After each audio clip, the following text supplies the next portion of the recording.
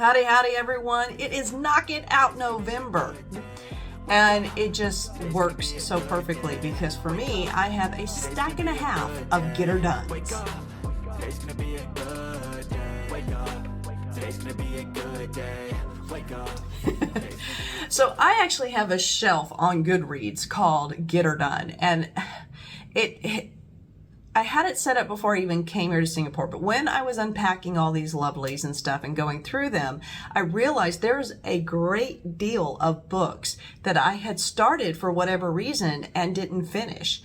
And I was like, I wonder why that, why is that? Because some of the books I obviously still wanted to bring them all the way to Singapore. So they had a purpose, they had a reason, and there was a reason I wanted to continue reading it. So I decided that I had seen this young lady, and I'm so sorry because I went completely blank. And I watch videos and get frustrated when people don't remember the channel names. It's here, it's there. Like, seriously. But she is using the term Knock It Out November. Now, she's using it differently, more of like if you have a series that you want to knock out, you want to finish and complete. It wasn't so much for unread books sitting on your that you've started to read. So it's funny, in the coloring world, we have works in progress, and I guess I have readings and RIP, rest in peace, readings in progress for me. So, but I did also want to bring back my tic-tac-toe, which I'm now going to be really calling just 3 books in a row. That's really what it is. And I created a tic-tac-toe board, and here are all of the books that appeared on that. And I'm just going to let you see it rather than go through each one of them. And again, this comes from my Goodreads. Oh man, they changed Goodreads. I was so frustrated. It's like, so on Goodreads, they've been updating and it's getting a facelift and it's looking better and stuff.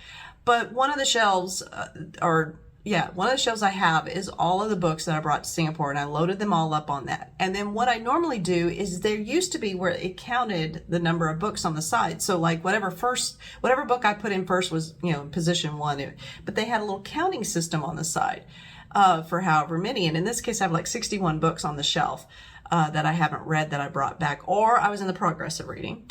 And they've taken the number away, and that's how I did my random tic-tac-toe.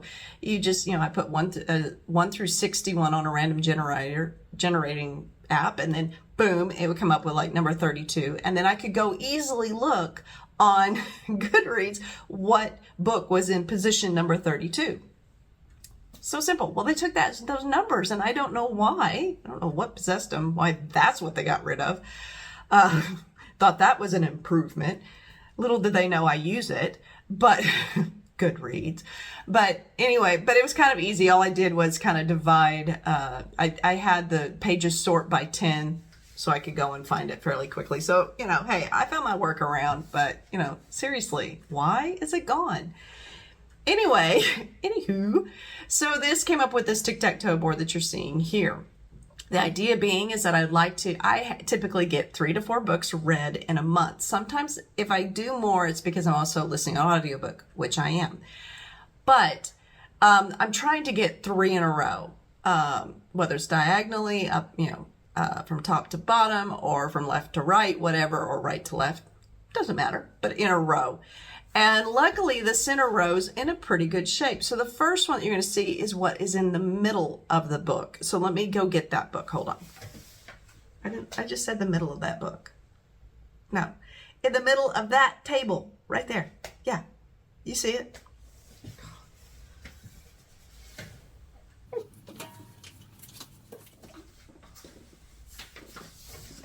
All right. So it's the bookshop on the corner. Now, this is my buddy read. If I have a buddy read, or if I don't have a buddy read and I have like a book that I'm reading for NetGalley or something like that, that I have to get done in a timely manner. If there's ever a book that I have to get done in a timely manner, which is typically my buddy read with Fiona over at Reads and Eats. This is our chosen book that we're going to read together. It's The Bookshop on the Corner. So it has a kind of mixed reviews, I think. And it's a part of a series, and I was so convinced I was absolutely convinced that this was going to be a middle of a series, because I am notorious for doing that. Luckily, it's not. It is the first one. And it's basically just about a young woman who moves to and I believe it's Scottish, in a Scottish village. Does it tell me that? Her name is Nina. Okay. Somehow I got that. And she starts up a mobile bookshop, and it's going to be probably filled of quirky characters, and she gets somehow involved in so many other people's lives because she's with this mobile bookshop. So sounds very interesting to me as far as it has to do with books. It's got a great cover, a nice idea, and probably something hopefully really pleasant to be reading this time of year. So this is our November buddy read. So I'm looking forward to doing that. We're going to be starting that this Sunday, actually. So let's see what it oh, then the other book that you see on that is, well, if you're looking at the tic-tac-toe board, it's to the left. Yeah. And that is this big chunker. At least I think it is. Well, whatever. This is the other book on the row of 3. There we go. And that is House of Leaves. Now, this works perfectly with Knock It Out November because, if you can tell, I have read so much of this book already. My son gave this to me. I kind of laugh because I'm like, he just wanted to break my brain, basically. He absolutely adored it, and I got it for Christmas, and I started reading it when we were on vacation together the following May. And I really got into it. But I have to tell you, this book is really strange, really unusual. I mean, just even if you look at like the layout of it, it looks like it's all sonnets and stuff. It's not. I mean, the layout is, the book itself is part of that reading experience. It is not a story I can explain. It's not, and it's about a house that kind of seems to have multiple, I'm going to use the terms dimensions. You deal a little bit of 2 timelines going on. Very interesting stories. Dialogue's very raw. It feels very personal in some places. I am sure there are people who have reviewed this book that have done such a better job than me explaining what this is, but it is an experience, and I was enjoying it. The thing is it's a little bit over intensive. Found the word. Intensive. And I'm having mixed feelings. I love the reading process, but let me just give you a little example of what I'm talking about. So I am currently, according to my little handy dandy bookmark, on page 329. Okay. So you look at that. That's about halfway. It looks. However, let me show you. While you're reading, you're flipping to the back like an index, an appendix or whatever. And you are reading back and forth from there. So what happens? Yeah, there's exhibits, there's an appendix. Let me see, I'm just trying to. So really, it's 329 is the page. I have this much left to page 524 because the rest of this book, this section, is the appendixes, the appendix, the exhibits, and things that you're reading as you're going along. So it's a, wow, not doing it justice, but I'm really liking the book, and it's totally out of my norm. I would have never picked this up myself. I would have known nothing about it if it wasn't for my son, who reads really great stuff. Some of it's much too harsh and too hard for that I don't enjoy as much, but he does read a lot. So that's one of the other options. Now, the other book on that middle row is one that I started probably 3 years ago now, and that is Uniquely Human. And this one is fantastic because it is a get her done. It's a knock it out November, because I started this one as well and got to about page 83. And you can tell, I mean, I've been highlighting in it. There's all kinds of stuff. It is a fascinating book. It's Uniquely Human, a different way of seeing autism. And it's largely talking about that a lot of the behaviors that and I'm going to use the term behavior, but this is really interesting, behaviors that we associate with those with autism are exaggerations of behaviors that are seen as typical in others. And he kind of talks about that. And one of the greatest things so far that he's said, and I'm like halfway through, that I really love the idea of, is he took the word behavior or obsessions, because there are individuals with autism who seem to be particularly fixated on certain things.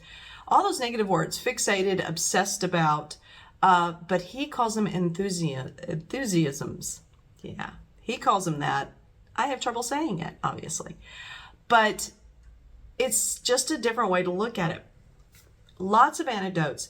As an SLP, one of the hardest things I have is reading books like this and going, I can't find my kid in there. If they're talking about certain things, they either have them where they're operating at very, very high levels, and that's not what a lot of my kids are doing. You know, most of my kids are completely nonverbal.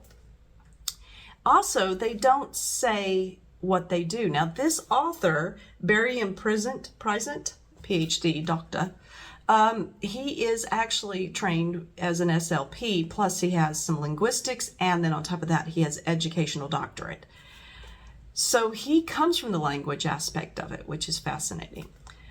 But what I find for this is that from a therapist or a parent or anyone who works or is involved or just curious about that world of autism, this is an interesting point of view, and I'm really enjoying it. And I remember when I started reading it, I loved it, was highlighting it, was really into it, and I think something just interrupted. Either it was, oh gosh, I need to be focusing on XYZ to read for whatever reason, and I put it down. So I'm so glad that I brought it, and I'm really enjoying it. And I should be finished with this by tomorrow, is the idea. Very easy to read, understand, lots of examples, and even how he handled things in therapy. You don't get that a lot. Now, I'm on to the second part, which is about living with those with autism, I believe. So we'll see where it goes from there, but I'm hoping to get that done. So those are the three in the middle. Those are my focus. That is my laser beam focus. Oh, and this one also counts for Nonfiction November. So that's a bonus. So all of those books are very focused. That's what I'm looking at in November. And I have quite a few other ones. It's very funny. Something I noticed is that all of my nonfiction is definitely that I purchased is due to influence from a Book Olive, who, of course, hosts Nonfiction November and has for quite a few years now. There's also a couple books on here on that list that also hit for Get Her Done. And one of them, again, let me bring it up, is my giant book of Anna Karenina. And the thing that's interesting is if you look, it has lots and lots of tags.